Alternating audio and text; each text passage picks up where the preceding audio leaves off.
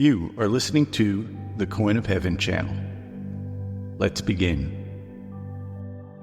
Consciousness is the only reality.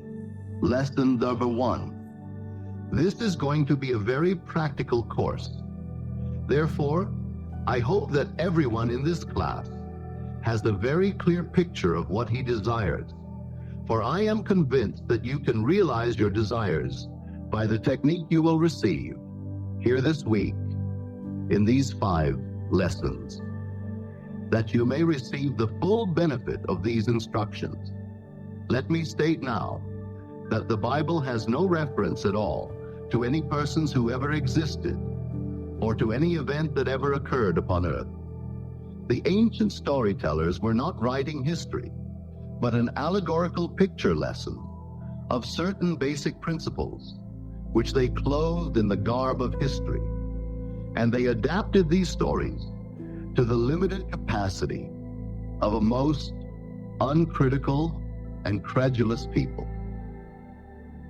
Throughout the centuries, we have mistakenly taken personifications for persons, allegory for history, the vehicle that conveyed the instruction for the instruction, and the gross first sense for the ultimate sense intended. The difference between the form of the Bible and its substance is as great as the difference between a grain of corn and the life germ within that grain. As our assimilative organs discriminate between food that can be built into our system and food that must be discarded, so do our awakened intuitive faculties discover beneath allegory and parable the psychological life germ of the Bible. And feeding on this, we too cast off the form which conveyed the message. The argument against the historicity of the Bible is too lengthy. Consequently, it is not suitable for inclusion in this practical psychological interpretation of its stories. Therefore, I will waste no time in trying to convince you that the Bible is not an historical fact.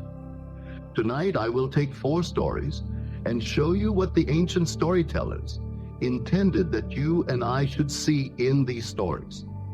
The ancient teachers attached psychological truths to phallic and solar allegories. They did not know as much of the physical structure of man as do modern scientists. Neither did they know as much about the heavens as do our modern astronomers. But the little they did know, they used wisely, and they built phallic and solar frames to which they tied the great psychological truths that they had discovered. In the Old Testament, you will find much of the phallic worship. Because it is not helpful, I am not going to emphasize it. I shall only show you how to interpret it. Before we come to the first of the psychological dramas that you and I may use in a practical sense, let me state the 2 outstanding names of the Bible, the one you and I translate as God or Jehovah, and the one we call his son, which we have as Jesus. The ancients spelled these names by using little symbols. The ancient tongue, called the Hebraic language, was not a tongue that you exploded with the breath. It was a mystical language, never uttered by man. Those who understood it as mathematicians understand symbols of higher mathematics. It is not something people use to convey thought, as I now use the English language. They said that God's name was spelled Jod Hivav He. I shall take these symbols, and in our normal, down-to-earth language, explain them in this manner. The first letter, J-O-D in the name God, is a hand or a seed. Not just a hand, but the hand of the director. If there is one organ of man that discriminates and sets him apart from the entire world of creation, it is his hand. What we call a hand in the anthropoid ape is not a hand. It is used only for the purpose of conveying food to the mouth or to swing from branch to branch. Man's hand fashions, it molds. You cannot really express yourself without the hand. This is the builder's hand, the hand of the director. It directs and molds and builds within your world. The ancient storytellers called the first letter Jodi, the hand, or the absolute seed, out of which the whole of creation will come. To the second letter, He, they gave the symbol of a window. A window is an eye. The window is to the house what the eye is to the body. The third letter, Vau, they called a nail. A nail is used for the purpose of binding things together. The conjunction and in the Hebraic tongue is simply the third letter, or Vau.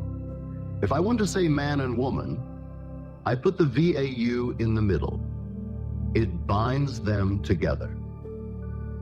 The fourth and last letter, She, is another window or eye. In this modern, down-to-earth language of ours, you can forget eyes and windows and hands and look at it in this manner. You are seated here now. This first letter, Jodi, is your I amness, your awareness. You're aware of being aware. That is the first letter. Out of this awareness, all states of awareness come. The second letter, He, called an I, is your imagination, your ability to perceive. You imagine or perceive something which seems to be other than self, as though you were lost in reverie and contemplated mental states in a detached manner, making the thinker and his thoughts separate entities. The third letter, Vau, is your ability to feel you are that which you desire to be. As you feel you are it, you become aware of being it. To walk as though you are what you want to be is to take your desire out of the imaginary world and put the veil upon it. You have completed the drama of creation. I am aware of something. Then I become aware of actually being that of which I was aware. The fourth and last letter in the name of God is another He, another I, meaning the visible objective world, which constantly bears witness of that which I am conscious of being. You do nothing about the objective world. It always molds itself in harmony with that which you are conscious of being. You are told, this is the name by which all things are made, and without it, there is nothing made that is made. The name is simply what you have now as you are seated here. You are conscious of being, aren't you? Certainly you are. You are also conscious of something that is other than yourself. The room, the furniture, the people. You may become selective now. Maybe you do not want to be other than what you are, or to own what you see. But you have the capacity to feel what it would be like were you now other than what you are. As you assume that you are that which you want to be, you have completed the name of God, or the Jodi, He, Val, Hey. The final result, the objectification of your assumption, is not your concern. It will come into view automatically as you assume the consciousness of being it. Now let us turn to the Son's name, for He gives the Son dominion over the world. You are that Son. You are the great Joshua, or Jesus of the Bible. You know, the name Joshua or Jehoshua we have anglicized as Jesus. The Son's name is almost like the Father's name. The first three letters of the Father's name are the first three letters of the Son's name. Jod, He, Vav. Then you add a shin and an ayin, making the Son's name read Jod, He, Vav, Shin, Ayin. You have heard what the first three are. Jod, He, Vav. Jod means that you are aware. He means that you are aware of something. And Vav means that you became aware of being that of which you were aware. You have dominion because you have the ability to conceive and to become that which you conceive. That is the power of creation. But why is a shin put in the name of the Son? Because of the infinite mercy of our Father.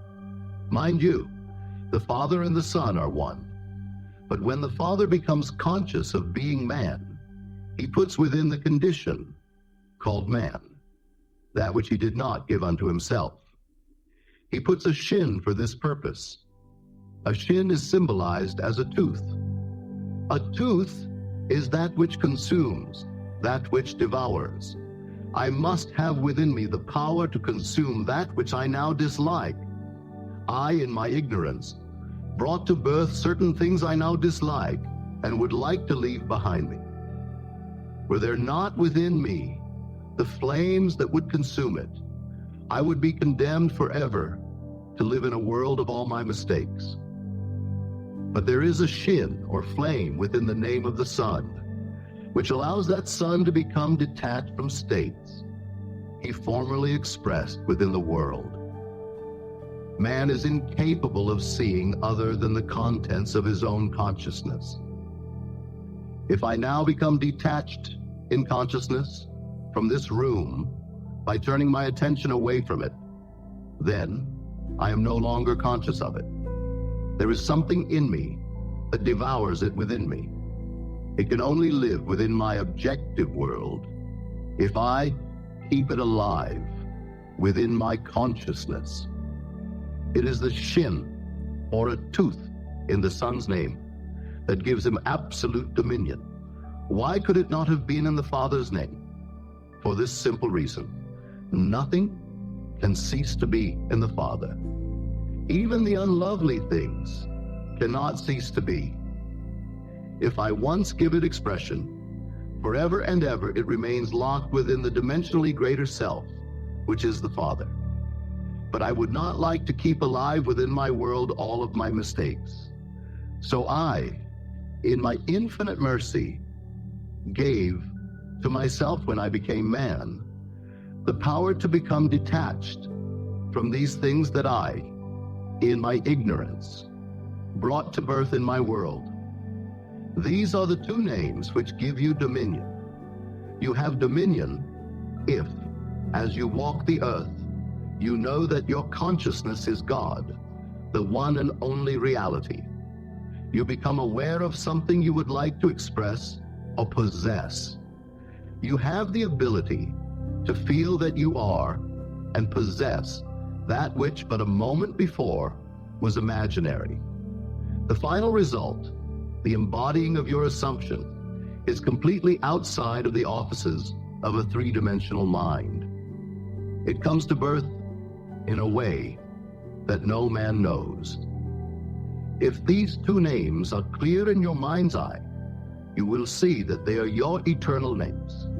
As you sit here, you are this Jod Hivauhe. You are the Jod Hivau Shinayan. The stories of the Bible concern themselves exclusively with the power of imagination. They are really dramatizations of the technique of prayer, for prayer is the secret of changing the future. The Bible reveals the key by which man enters a dimensionally larger world for the purpose of changing the conditions of the lesser world in which he lives.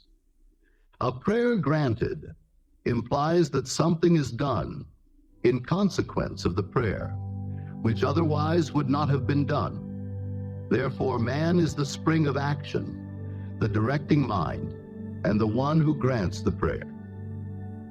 The stories of the Bible contain a powerful challenge to the thinking capacity of man. The underlying truth that they are psychological dramas and not historical facts demands reiteration, inasmuch as it is the only justification for the stories. With a little imagination, we may easily trace the psychological sense in all the stories of the Bible. And God said, "Let us make man in our image, and after our likeness, and let them have dominion over the fish of the sea, and over the fowl of the air, and over the cattle, and over all the earth, and over every creeping thing that creepeth upon the earth. So God created man in his own image. In the image of God created he him. Genesis 1:26-27. Here in the first chapter of the Bible, the ancient teachers laid the foundation that God and man are one, and that man has a dominion over all the earth. If God and man are one, then God can never be so far off as even to be near, for nearness implies separation. The question arises, what is God? God is man's consciousness, his awareness, his I-amness. The drama of life is a psychological one in which we bring circumstances to pass by our attitudes rather than by our acts. The cornerstone on which all things are based is man's concept of himself. He acts as he does and has the experiences that he does because his concept of himself is what it is, and for no other reason. Had he a different concept of himself, he would act differently and have different experiences. Man, by assuming the feeling of his wish fulfilled, alters his future in harmony with his assumption. For assumptions, though false, if sustained, will harden into fact. The undisciplined mind finds it difficult to assume a state which is denied by the senses. But the ancient teachers discovered that sleep, or a state akin to sleep, aided man in making his assumption. Therefore, they dramatized the first creative act of man as one in which man was in a profound sleep. This not only sets the pattern for all future creative acts, but shows us that man has but one substance that is truly his to use in creating his world, and that is himself. And the Lord God, man, caused a deep sleep to fall upon Adam, and he slept. And he took one of his ribs, and closed up the flesh instead thereof. And the rib, which the Lord God had taken from man, made he a woman. Genesis 2:21-22. Before God fashions this woman for man, he brings unto Adam the beasts of the field and the fowls of the air, and has Adam name them. Whatsoever Adam called every living creature, that was the name thereof. If you will take a concordance or a Bible dictionary and look up the word thigh as used in this story, you will see that it has nothing to do with the thigh. It is defined as the soft parts that are creative in a man, that hang upon the thigh of a man. The ancient storytellers used this phallic frame to reveal a great psychological truth. An angel is a messenger of God. You are God, as you have just discovered, for your consciousness is God, and you have an idea, a message. You are wrestling with an idea, for you do not know that you are already that which you contemplate. Neither do you believe you could become it. You would like to, but you do not believe you could. Who wrestles with the angel? Jacob. And the word Jacob, by definition, means the supplanter. You would like to transform yourself and become that which reason and your senses deny. As you wrestle with your ideal, trying to feel that you are it, this is what happens. When you actually feel that you are it, something goes out of you. You may use the words, "Who has touched me? For I perceive virtue has gone out of me." You become for a moment, after a successful meditation, incapable of continuing in the act, as though it were a physical creative act. You are just as impotent after you have prayed successfully as you are after the physical creative act. When satisfaction is yours, you no longer hunger for it. If the hunger persists, you did not explode the idea within you. You did not actually succeed in becoming conscious of being that which you wanted to be. There was still that thirst when you came out of the deep. If I can feel that I am that which but a few seconds ago I knew I was not, but desired to be, then I am no longer hungry to be it. I am no longer thirsty because I feel satisfied in that state. Then something shrinks within me, not physically, but in my feeling, in my consciousness, for that is the creativeness of man. He so shrinks in desire, he loses the desire to continue in this meditation. He does not halt physically. He simply has no desire to continue the meditative act. When you pray, believe that you have received and you shall receive. When the physical creative act is completed, the sinew, which is upon the hollow of man's thigh, shrinks, and man finds himself impotent or is halted. In like manner, when a man prays successfully, he believes that he is already that which he desired to be. Therefore, he cannot continue desiring to be that which he is already conscious of being. At the moment of satisfaction, physical and psychological, something goes out, which in time bears witness to man's creative power. Our next story is in the 38th chapter of the book of Genesis. Here is a king whose name is Judah, the first three letters of whose name also begins Yod-Heh-Vav. Tamar is his daughter-in-law. The word Tamar means a palm tree, or the most beautiful, the most comely. She is gracious and beautiful to look on, and is called a palm tree. A tall, stately palm tree blossoms even in the desert. Wherever it is, there's an oasis. When you see the palm tree in the desert, there will be found what you seek most in that parched land. There is nothing more desirable to a man moving across a desert than the sight of a palm tree. In our case, to be practical, our objective is the palm tree. That is the stately, beautiful one that we seek.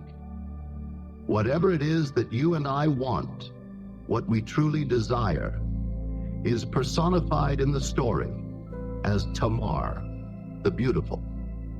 We are told she dresses herself in the veils of a harlot and sits in the public place.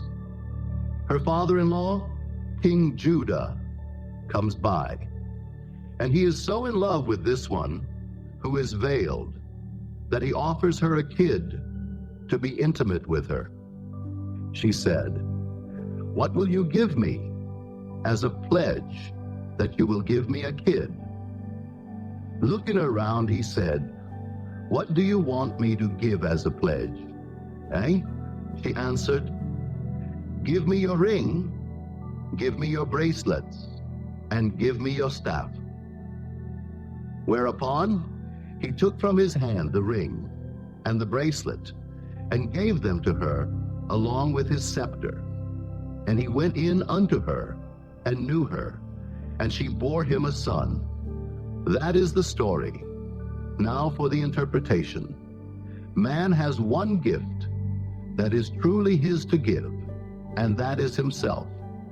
He has no other gift. As told you in the very first creative act of Adam, begetting the woman out of himself. There was no other substance in the world but himself with which he could fashion the object of his desire. In like manner, Judah had but one gift that was truly his to give, himself, as the ring, the bracelets, and the staff symbolized, for these were the symbols of his kingship. Man offers that which is not himself, but life demands that he give the one thing that symbolizes himself. Give me your ring, give me your bracelet, give me your scepter. These make the king. When he gives them, he gives of himself. You are the great King Judah. Before you can know your Tamar and make her bear your likeness in the world, you must go in unto her and give of self. Suppose I want security. I cannot get it by knowing people who have it. I cannot get it by pulling strings. I must become conscious of being secure. Let us say I want to be healthy. Pills will not do it. Diet or climate will not do it. I must become conscious of being healthy by assuming the feeling of being healthy. Perhaps I want to be lifted up in this world.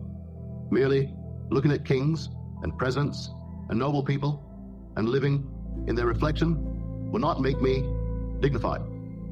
I must become conscious of being noble and dignified and walk as though I were that which I now want to be. When I walk in that light, I give of myself to the image that haunted my mind, and in time she bears me a child, which means I objectify a world in harmony with that which I am conscious of being. You are King Judah, and you are also Tamar. When you become conscious of being that which you want to be, you are Tamar. Then you crystallize your desire within the world round about you. No matter what stories you read in the Bible, no matter how many characters these ancient storytellers introduced into the drama, there is one thing you and I must always bear in mind. They all take place within the mind of the individual man. All the characters live in the mind of the individual man. As you read the story, make it fit the pattern of self. Know that your consciousness is the only reality. Then know what you want to be. Then assume the feeling of being that which you want to be, and remain faithful to your assumption, living and acting on your conviction. Always make it fit that pattern. Our third interpretation is the story of Isaac and his two sons, Esau and Jacob. The picture is drawn of a blind man being deceived by his second son into giving him the blessing which belonged to his first son. The story stresses the point that the deception was accomplished through the sense of touch. And Isaac said unto Jacob, Come near, I pray thee that I may feel thee, my son, whether thou be my very son Esau or not. And Jacob went near unto Isaac his father, and he felt him. And it came to pass, as soon as Isaac had made an end of blessing Jacob, and Jacob was yet scarce gone out from the presence of Isaac his father, that Esau his brother came in from his hunting. Gender 27, 21, 30. This story can be very helpful if you will reenact it now. Again, bear in mind that all the characters of the Bible are personifications of abstract ideas and must be fulfilled in the individual man. You are the blind father and both sons. Isaac is old and blind, and sensing the approach of death, calls his first son Esau, a rough, hairy boy, and sends him into the woods that he may bring in some venison. The second son, Jacob, a smooth-skinned boy, overheard the request of his father. Desiring the birthright of his brother, Jacob, the smooth-skinned son, slaughtered one of his father's flock and skinned it. Then, dressed in the hairy skins of the kid he had slaughtered, he came through subtlety and betrayed his father into believing that he was Esau. The father said, Come close, my son, that I may feel you. I cannot see, but come that I may feel. Note the stress that is placed upon feeling in this story. He came close, and the father said to him, "The voice is Jacob's voice, but the hands are the hands of Esau." And feeling this roughness, the reality of the son Esau, he pronounced the blessing and gave it to Jacob. You are told in the story that as Isaac pronounced the blessing, and Jacob had scarcely gone out from his presence, that his brother Esau came in from his hunting. This is an important verse. Do not become distressed in our practical approach to it, for as you sit here, you too are Isaac. This room in which you are seated is your present Esau. This is the rough or sensibly known world, known by reason of your bodily organs.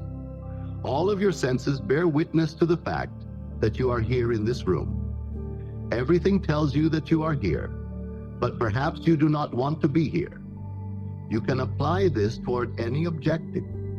The room in which you are seated at any time, the environment in which you are placed, this is your rough or sensibly known world, or son, which is personified in the story as Esau. What you would like in place of what you have, or are, is your smooth-skinned state, or Jacob, the supplanter. You do not send your visible world hunting, as so many people do, by denial. By saying it does not exist, you make it all the more real. Instead, you simply remove your attention from the region of sensation, which at this moment is the room round about you, and you concentrate your attention on that which you want to put in its place, that which you want to make real. In concentrating on your objective, the secret is to bring it here. You must make elsewhere, here and then. Now imagine that your objective is so close that you can feel it. Suppose at this very moment, I want a piano here in this room. To see a piano in my mind's eye existing elsewhere does not do it. But to visualize it in this room, as though it were here, and to put my mental hand upon the piano, and to feel it solidly real, is to take that subjective state, personified as my second son Jacob, and bring it so close that I can feel it. Isaac is called a blind man. You are blind because you do not see your objective with your bodily organs. You cannot see it with your objective senses. You only perceive it with your mind, but you bring it so close that you can feel it as though it were solidly real now. When this is done, and you lose yourself in its reality and feel it to be real, open your eyes. When you open your eyes, what happens? The room that you had shut out but a moment ago returns from the hunt. You no sooner gave the blessing, felt the imaginary state to be real, than the objective world, which seemingly was unreal, returns. It does not speak to you with words as recorded of Esau, but the very room round about you tells you by its presence that you have been self-deceived. It tells you that when you lost yourself in contemplation, feeling that you were now what you wanted to be, feeling that you now possess what you desire to possess, that you were simply deceiving self. Look at this room. It denies that you are elsewhere. If you know the law, you now say, even though your brother came through subtlety and betrayed me and took your birthright, I gave him your blessing and I cannot retract. In other words, you remain faithful to the subjective reality, and you do not take back from it the power of birth. You gave it the right of birth, and it is going to become objective within this world of yours. There is no room in this limited space of yours for two things to occupy the same space at the same time. By making the subjective real, it resurrects itself within your world. Take the idea that you want to embody and assume that you are already it. Lose yourself in feeling this assumption is solidly real. As you give it this sense of reality, you have given it the blessing which belongs to the objective world. And you do not have to aid its birth any more than you have to aid the birth of a child or a seed you plant in the ground.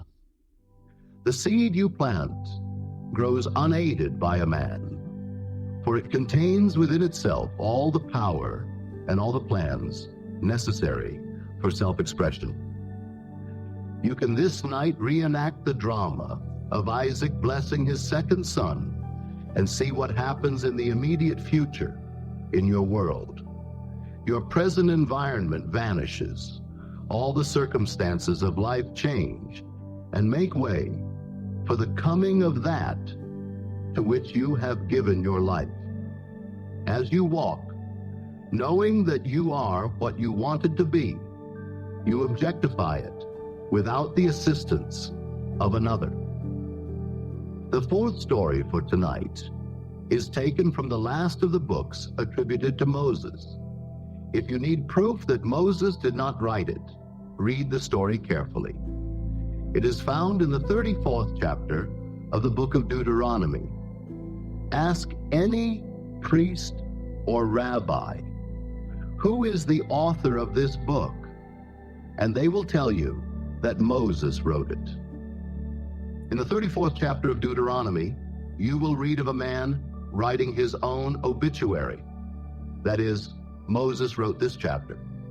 A man may sit down and write what he would like to have placed upon his tombstone. But here is a man who writes his own obituary, and then he dies, and so completely rubs himself out that he defies posterity to find where he has buried himself. So Moses, the servant of the Lord, died there in the land of Moab, according to the word of the Lord.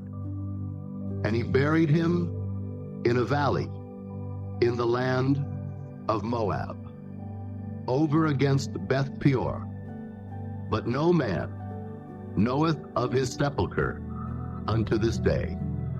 And Moses was 120 years old when he died. His eye was not dim, nor his natural force abated. Deuteronomy 34:5, 6:7. You must this night, not tomorrow, learn the technique of writing your own obituary, and so completely die to what you are, that no man in this world can tell you where you buried the old man.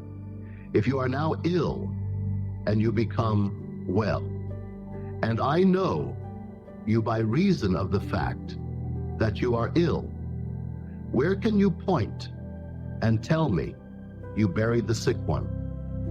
If you are impoverished and borrow from every friend you have, and then suddenly you roll in wealth, where did you bury the poor man?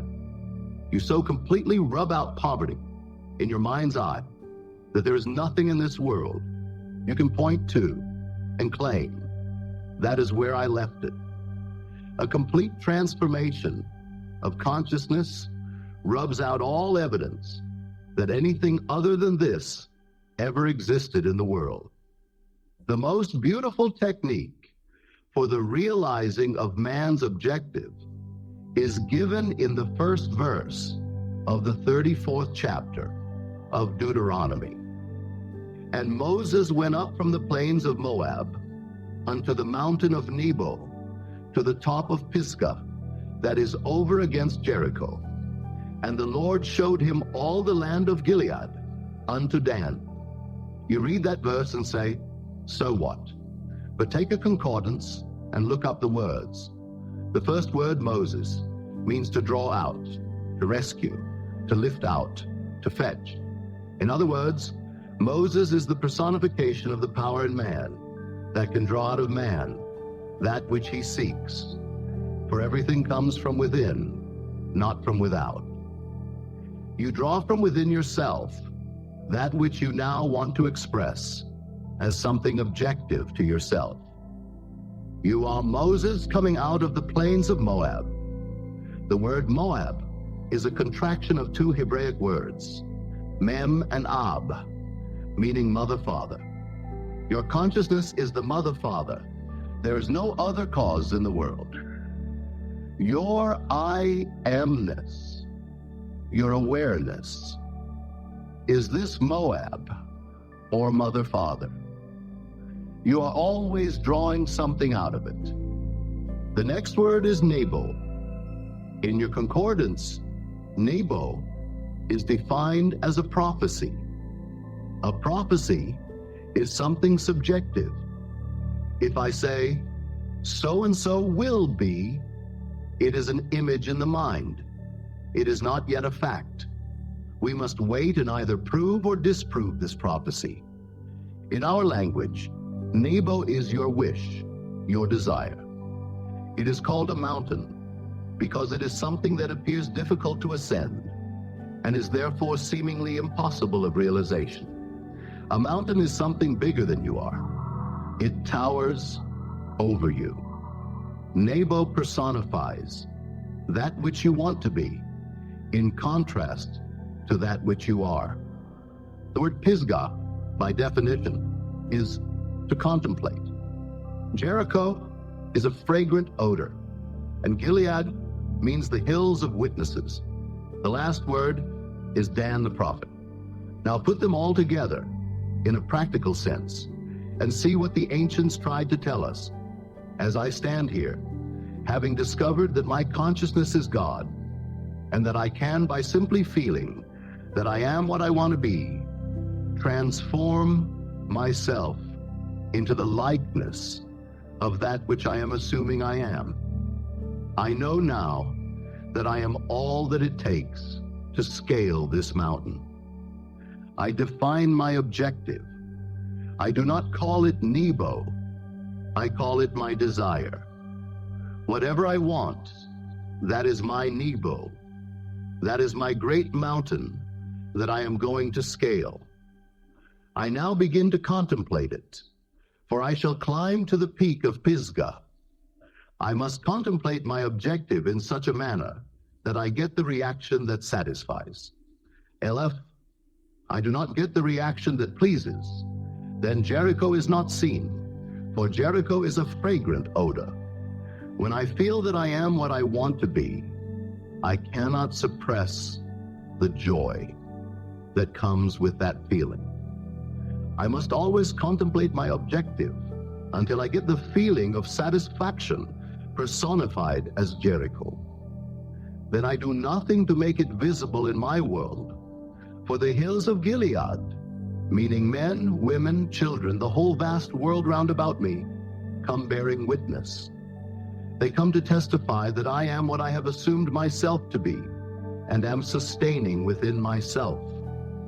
When my world conforms to my assumption, the prophecy is fulfilled. If I now know what I want to be and assume that I am it and walk as though I were, I become it. And becoming it, I so completely die to my former concept of self that I cannot point to any place in this world and say, that is where my former self is buried. I so completely died that I defy posterity to ever find where I buried my old self.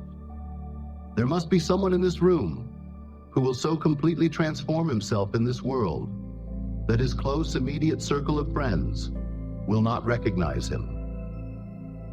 For 10 years, I was a dancer, dancing in Broadway shows, in vaudeville, nightclubs, and in Europe. There was a time in my life when I thought I could not live without certain friends in my world. I would spread a table every night after the theater, and we would all dine well. I thought I could never live without them. Now I confess I could not live with them. We have nothing in common today. When we meet, we do not purposely walk on the opposite side of the street, but it is almost a cold meeting because we have nothing to discuss. I so died to that life that as I meet these people, they cannot even talk of the old times. But there are people living today who are still living in that state, getting poorer and poorer. They always like to talk about the old times. They never buried that man at all. He is very much alive within their world. Moses was 120 years, a full, wonderful age, as 120 indicates. 1 + 2 + 0 = 3, the numerical symbol of expression. I am fully conscious of my expression. My eyes are undimmed, and the natural function of my body are not abated.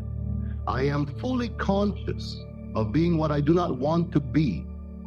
But knowing the law by which a man transforms himself, I assume that I am what I want to be, and walk in the assumption that it is done. In becoming it, the old man dies, and all that was related to that former concept of self dies with it. You cannot take any part of the old man into the new man. You cannot put new wine in old bottles or new patches on old garments.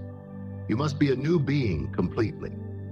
As you assume that you are what you want to be, you do not need the assistance of another to make it so. Neither do you need the assistance of anyone to bury the old man for you. Let the dead bury the dead. Do not even look back, for no man, having put his hand to the plow, and then looking back, is fit for the kingdom of heaven. Do not ask yourself how this thing is going to be. It does not matter if your reason denies it. It does not matter if all the world round about you denies it. You do not have to bury the old. Let the dead bury the dead. You will so bury the past by remaining faithful to your new concept of self that you will defy the whole vast future to find where you buried it.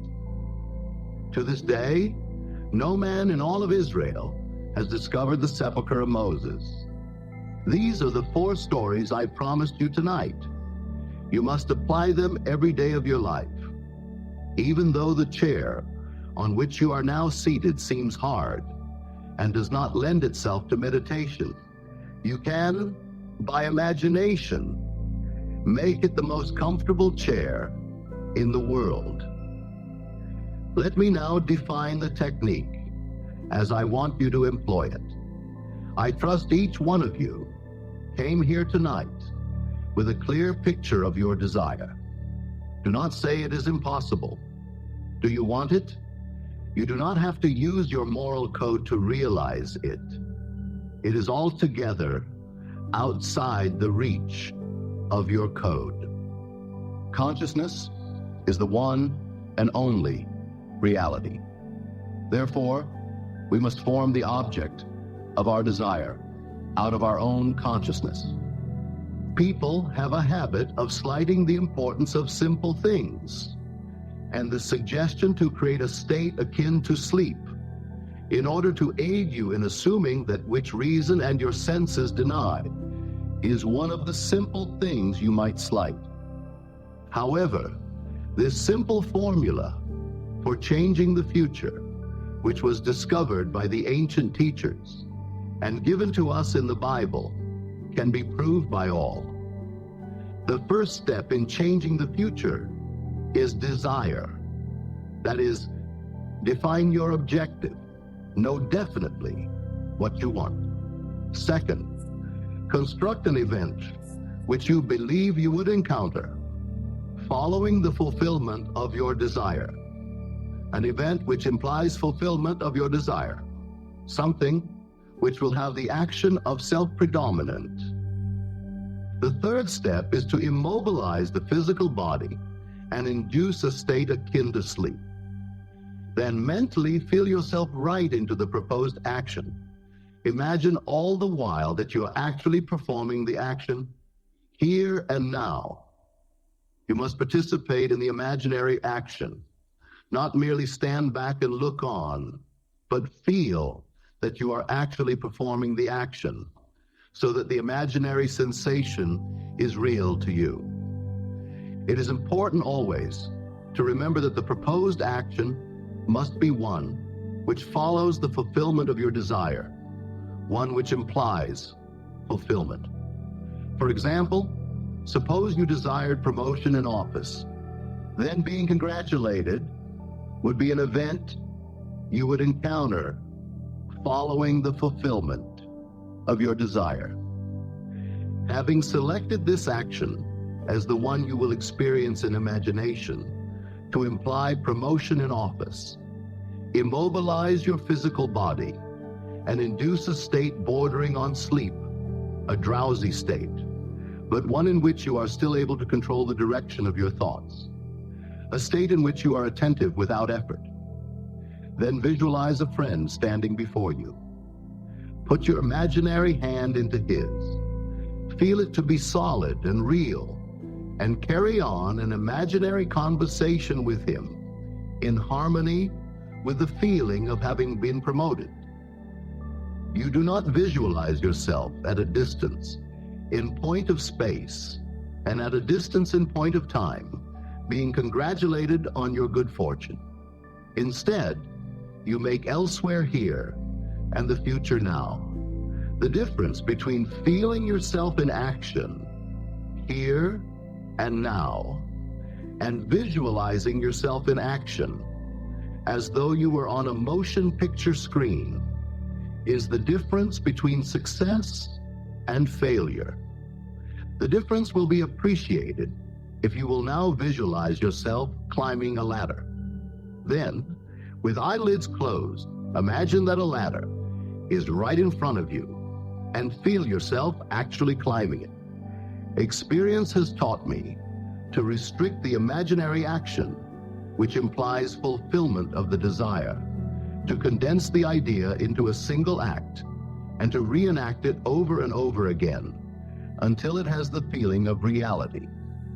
Otherwise, your attention will wander off along an associational track, and hosts of associated images will be presented to your attention. And in a few seconds, they will lead you hundreds of miles away from your objective in point of space and years away in point of time. If you decide to climb a particular flight of stairs because that is the likely event to follow the fulfillment of your desire, then you must restrict the action to climbing that particular flight of stairs. Should your attention wander off, bring it back to its task of climbing that flight of stairs, and keep on doing so until the imaginary action has all the solidity and distinctness of reality. The idea must be maintained in the mind without any sensible effort on your part. You must, with the minimum of effort, permeate the mind with the feeling of the wish fulfilled. Drowsiness facilitates change because it favors attention without effort. But it must not be pushed to the state of sleep in which you no longer are able to control the movements of your attention, but a moderate degree of drowsiness in which you are still able to direct your thoughts. A most effective way to embody a desire is to assume the feeling of the wish fulfilled, and then, in a relaxed and drowsy state, repeat over and over again, like a lullaby, any short phrase which implies fulfillment of your desire, such as thank you, thank you, thank you, as though you addressed a higher power for having given you that which you desired. I know that when this course comes to an end on Friday, many of you here will be able to tell me you have realized your objectives. 2 weeks ago, I left the platform and went to the door to shake hands with the audience. I am safe in saying that at least 35 out of a class of 135 told me that which they desired when they joined this class, they had already realized. This happened only 2 weeks ago. I did nothing to bring it to pass, save to give them this technique of prayer. You need do nothing to bring it to pass. Save apply this technique of prayer. With your eyes closed and your physical body immobilized, induce a state akin to sleep and enter into the action as though you were an actor playing the part. Experience in imagination what you would experience in the flesh were you now in possession of your objective. Make elsewhere here and then now. And the greater you, using a larger focus, will use all means and call them good, which tend toward the production of that which you have assumed. But you are relieved of all responsibility to make it so, because as you imagine and feel that it is so, your dimensionally larger self determines the means. Do not think for one moment that someone is going to be injured in order to make it so, or that someone is going to be disappointed. It is still not your concern. I must drive this home. Too many of us, schooled in different walks of life, are so concerned about the other. You ask, if I get what I want, will it not imply injury to another? There are ways you know not of, so do not be concerned. Close your eyes now, because we are going to be in a long silence. Soon, you will become so lost in contemplation, feeling that you are what you want to be, that you will be totally unconscious of the fact that you are in this room with others. You will receive a shock when you open your eyes and discover we are here. It should be a shock when you open your eyes and discover that you are not actually that, which a moment before you felt you were, or felt you possessed. Now we will go into the deep silence. I need not remind you that you are now that which you have assumed that you are. Do not discuss it with anyone, not even self. You cannot take thought as to the how, when you know that you are already. Your three-dimensional reasoning, which is a very limited reasoning indeed, should not be brought into this drama. It does not know what you have just felt to be true is true. Let no man tell you that you should not have it. What you feel that you have, you will have. And I promise you this much, after you have realized your objective, on reflection, you will have to admit that this conscious reasoning mind of yours could never have devised the way. You are that and have that which this very moment you appropriated. Do not discuss it. Do not look to someone for encouragement, because the thing might not come. It has come. Go about your Father's business doing everything normally, and let these things happen in your world.